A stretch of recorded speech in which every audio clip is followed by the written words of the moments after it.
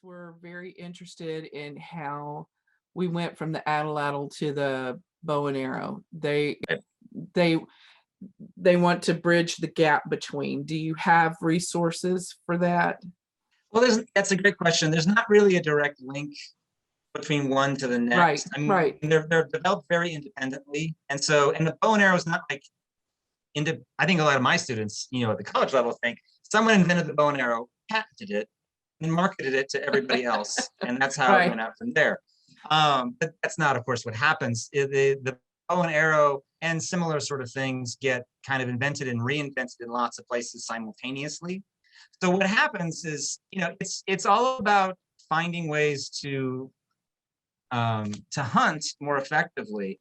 And when you're hunting massive game like giant bison and mastodons, the atlatl is really good because it extends your arm and then it increases the power behind the spear throw. And so you're Right. going to pierce, the hide of something like that really easily. If you're hunting a rabbit, that's not going to help you very much. And you don't need that. You don't need force. You need precision. And so the bow and arrow becomes something that's adapted and created in lots of different places simultaneously, by different groups that just, the mother invention need is forcing this. And so most of our archaeological evidence shows that the bow and arrow was starting to become broadly used by different Texas groups around 600 or so.